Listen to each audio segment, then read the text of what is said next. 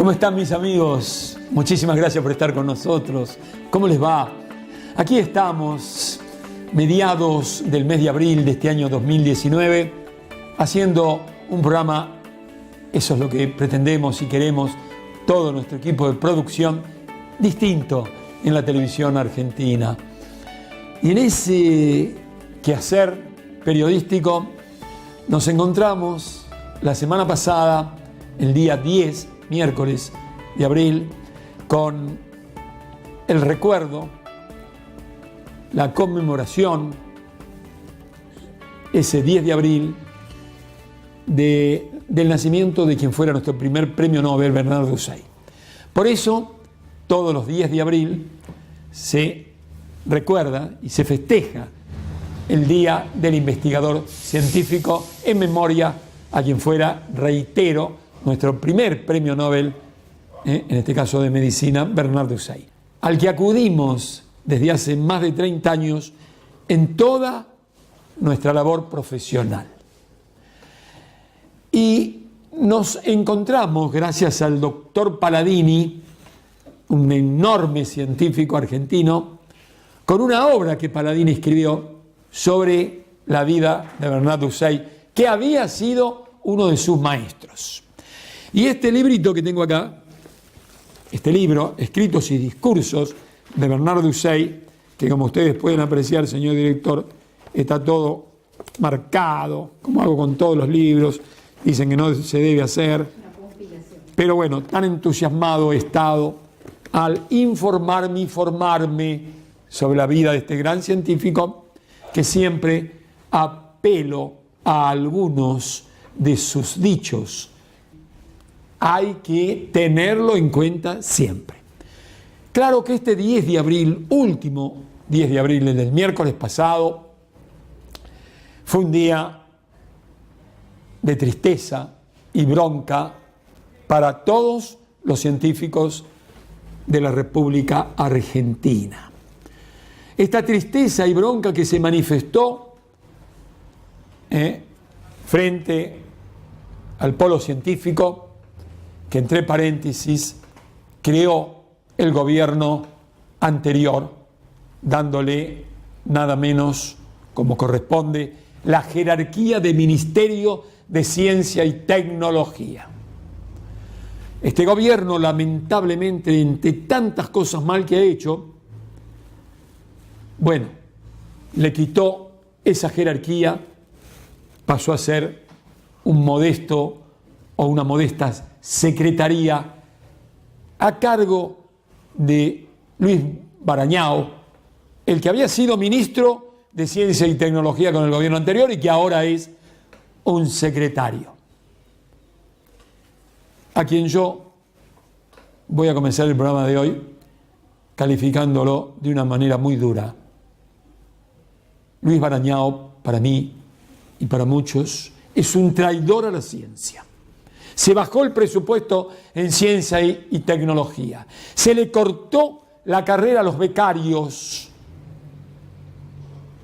Se está incentivando la huida de hombres y mujeres preparados en nuestro país que habían sido repatriados por el gobierno anterior, más de 1.000. Ahora, algunos se están yendo y otros están pensando en irse. Es decir, que el 10 de abril, el Día del Investigador Científico de este año, fue de enorme tristeza, reitero, hasta el cansancio y de gran bronca. Ahora, ¿qué hicimos nosotros? Como programa periodístico, educativo y cultural, que tiene el respaldo no económico, pero sí de todos los hombres de la cultura y de las ciencias en nuestro país, pero además de innumerable cantidad de estímulos y de premios que hemos recibido en más de 30 años. 6 FUNTV, 4 Santa Clara de Asís, Premio Israel, Alemania, el Reino de Holanda, casi todas las universidades argentinas, por decir estas cosas, por entrevistar a científicos y fundamentalmente a niños de la enseñanza elemental y estudiantes secundarios, que son aquellos que deben tomar el estudio de las ciencias.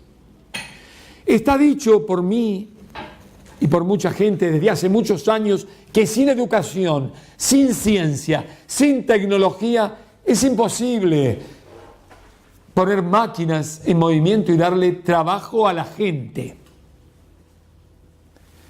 Señoras y señores, amigos míos, vamos a recordar algo que tiene que ver con la realidad argentina. El miércoles nosotros estuvimos en la biblioteca, nada menos importantísima biblioteca como todas, pero esta en materia de ciencias médicas, tal vez la número 1, porque estuvimos en la Academia Nacional de Medicina de la calle Las Heras, o de la avenida Las Heras. ¿Y por qué estuvimos ahí? Pero yo antes quiero decir otras cosas. Porque se debatía el futuro de la ciencia, o el futuro es ciencia, o habrá futuro, digo yo, sin ciencia. En ese debate organizado por el gobierno de Santa Fe, al que asistió, por supuesto, el gobernador de Santa Fe, estuvieron, y lo estoy mirando, 4 científicos que han dicho lo suyo. Yo les recomiendo muy especialmente el programa del día de hoy. En primer término va a exponer una científica que viene también en estos días, que es Gloria Mabel Dubner.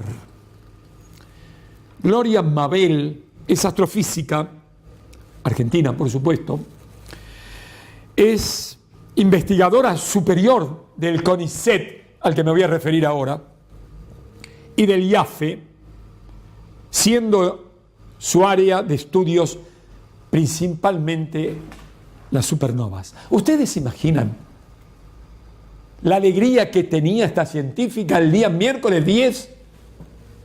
Justamente el día en que 8 poderosos telescopios, radiotelescopios, ubicados en distintos lugares de esta casa nuestra, la Tierra, el planeta Tierra, estaban tomando y descubriendo, por primera vez fotografiando un agujero negro. 200 científicos, uno de ellos es la persona que ustedes van a ver, que van a escuchar y que van a aprender y que se van a informar y que se van a formar, que es este material que tenemos hoy para ustedes. Y tenemos otros científicos también, Lia Chan. Y también quiero que escuchen, que vean, que analicen lo que un pensador, matemático, filósofo uruguayo dice sobre la ciencia. A mí me impresionó porque abordó al ser humano, a lo social, que nunca debemos perder. Pero ya que estamos hablando del día miércoles del investigador científico, es importante decir, el futuro es ciencia, así debatieron estos científicos. Ahora, vamos a remontarnos a la creación del CONICET, porque ese día todos los medios de la República Argentina,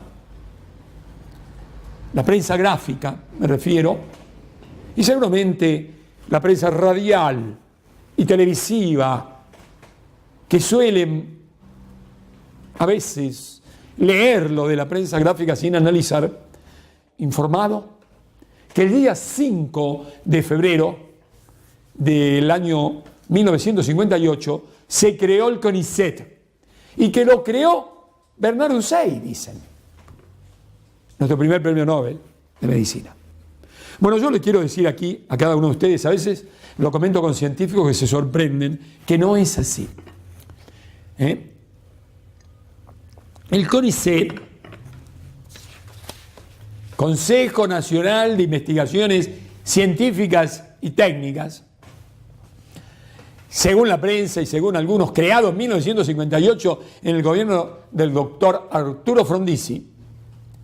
Bueno, no fue así.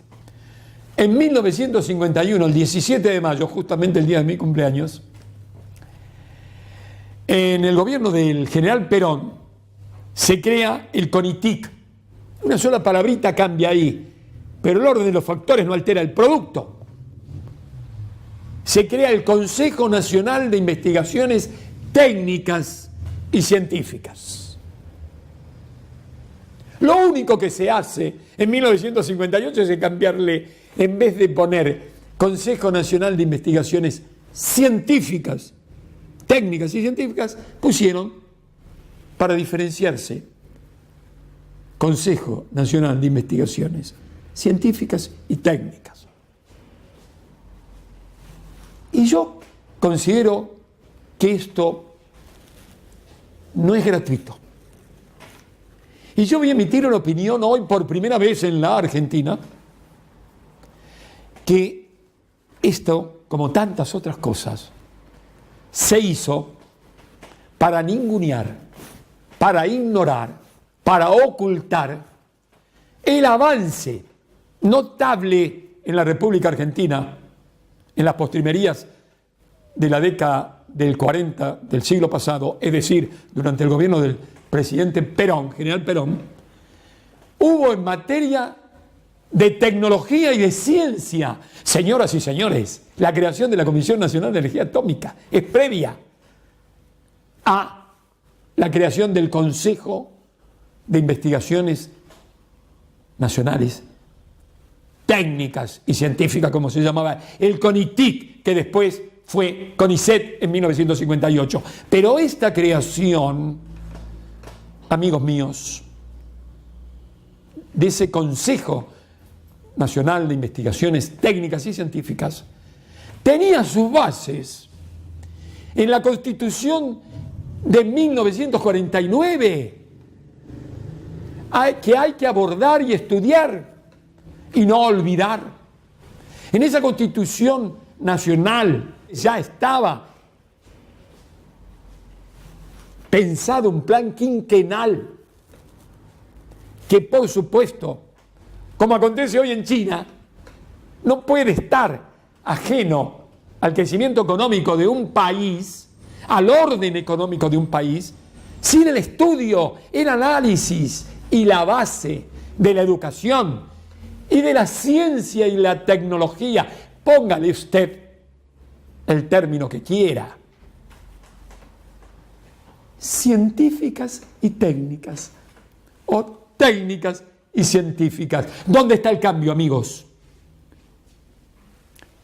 Para otro programa también podríamos, y prometo hacerlo, cuando se den las condiciones y tengan que ver con estos temas, decir por qué en el gobierno de Frondizi hay algunas diferencias en el aspecto educativo y científico. Lo podemos hacer para que se entienda bien. Pero hoy ustedes han escuchado, se han informado y seguramente están analizando algo que estoy seguro no sabían. 8, dije, radiotelescopios ubicados en todo el planeta fotografiaron por primera vez en la historia un agujero negro. ¿Cuántos agujeros negros habrá? Amigos, los invito a irnos con nuestras cámaras a la Academia Nacional de Medicina, donde hemos ido muchas veces, para encontrarnos con un debate. El futuro es ciencia. En primer término, señor director, a la astrofísica argentina, Blumler. La vemos y la escuchamos. Eso espero.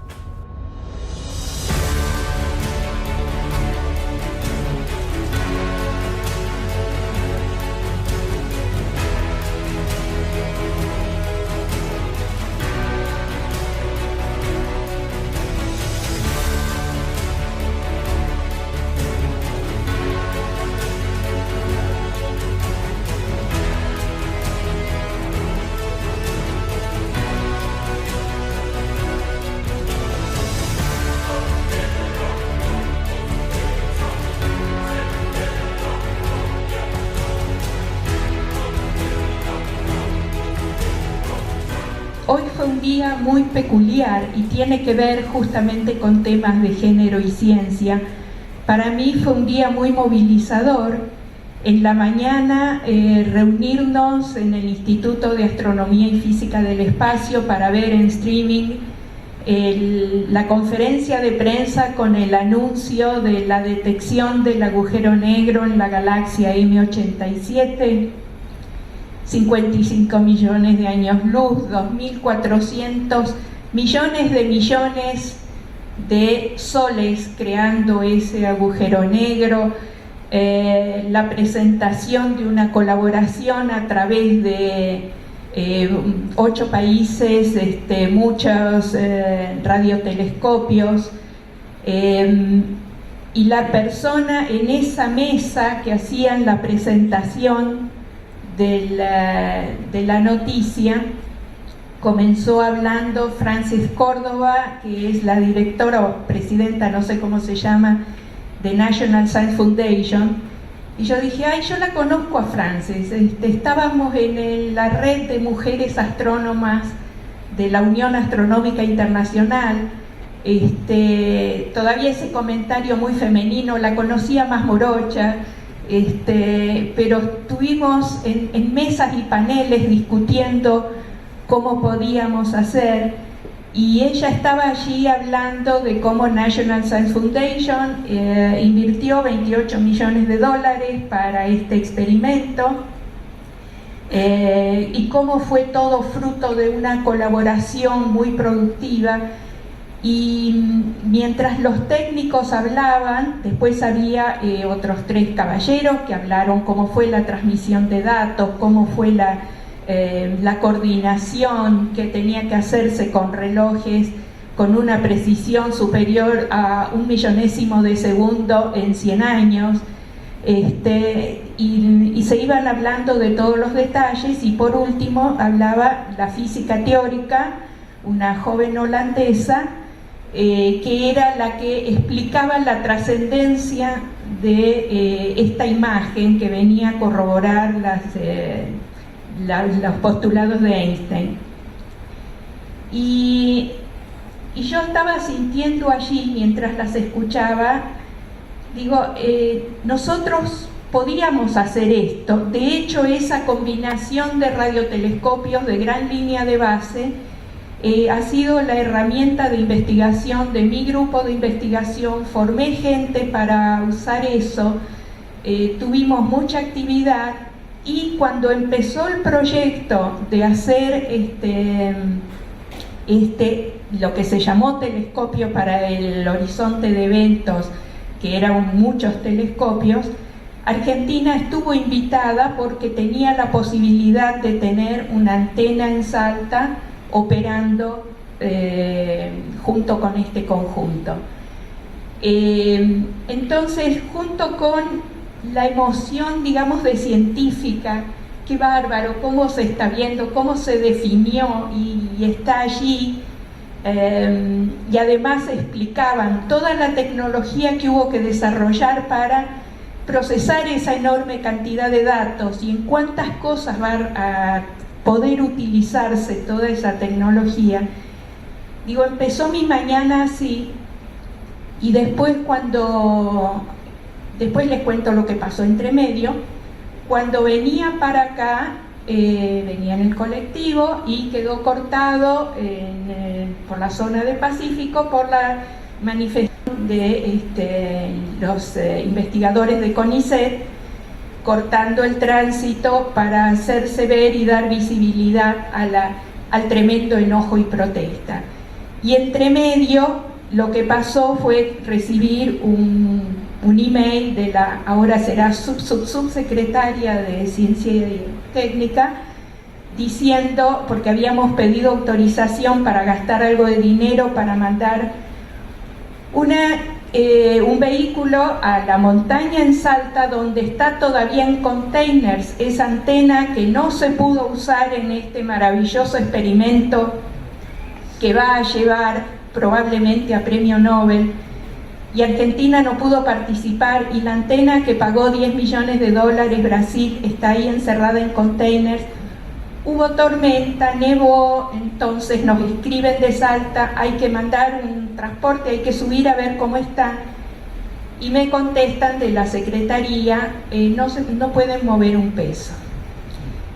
Entonces, por eso les digo, fue un día muy movilizador, y donde se me cruzaban los temas de género, las mujeres estaban allí y estaban presentes, respetadas por su conocimiento, por su capacidad. Bueno, Argentina no estaba, entonces no puedo hablar únicamente de temas de género. Astronomía en particular tiene una buena representación en Argentina, una buena representación de mujeres investigadoras.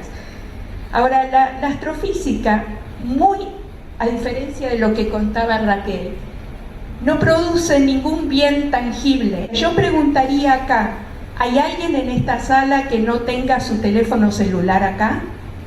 Porque la tecnología de microondas se desarrolló para radares y se perfeccionó para radioastronomía.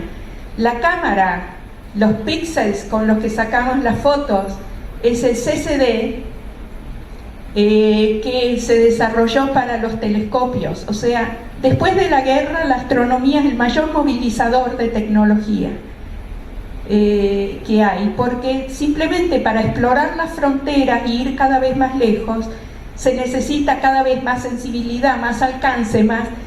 Imagínense que este arreglo de telescopios que se usó para el anuncio de hoy, si se hubiera usado en luz visible, podríamos ver una naranja ubicada en la Luna con toda precisión. Ese era los 35 millonésimos de segundo de arco que puede resolver la información.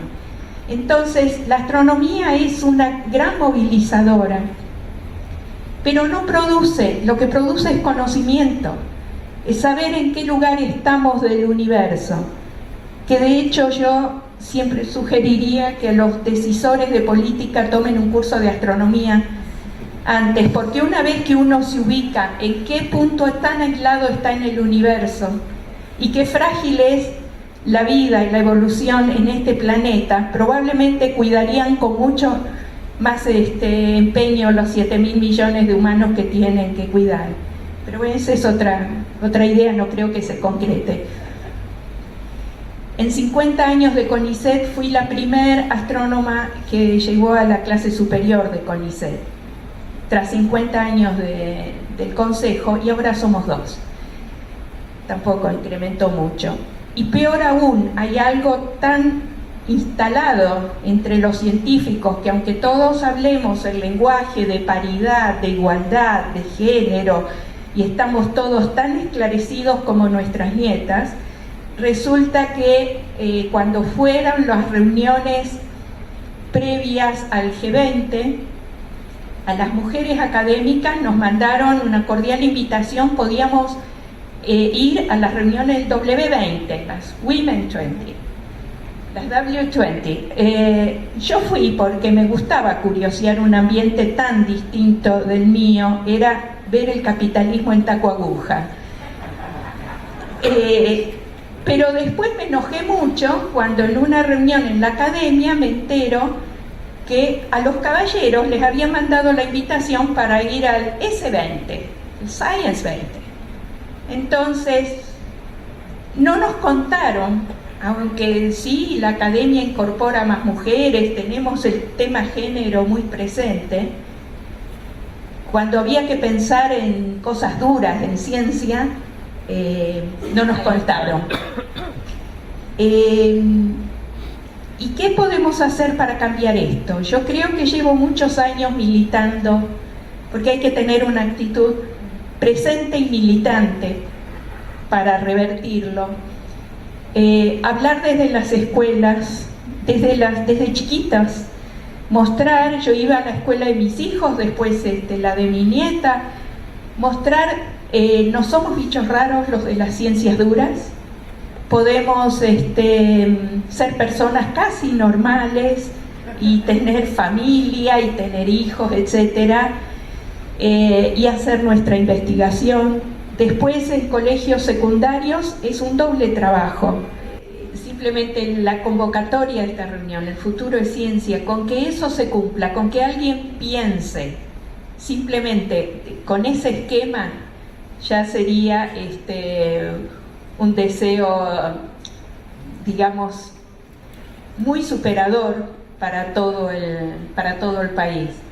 Y el segundo, me acordaba François Mitterrand, cuando era presidente de Francia, le preguntaron cómo imaginaba al hombre del siglo XXI, y él dijo: el hombre del siglo XXI será mujer.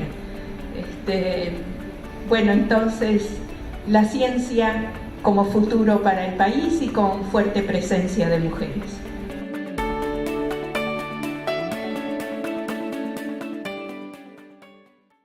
Transportel Patagónica, eficiencia, esfuerzo y avanzada tecnología para apuntalar el desarrollo energético de Argentina. OTEC, soluciones integrales para el transporte y almacenamiento de aguas.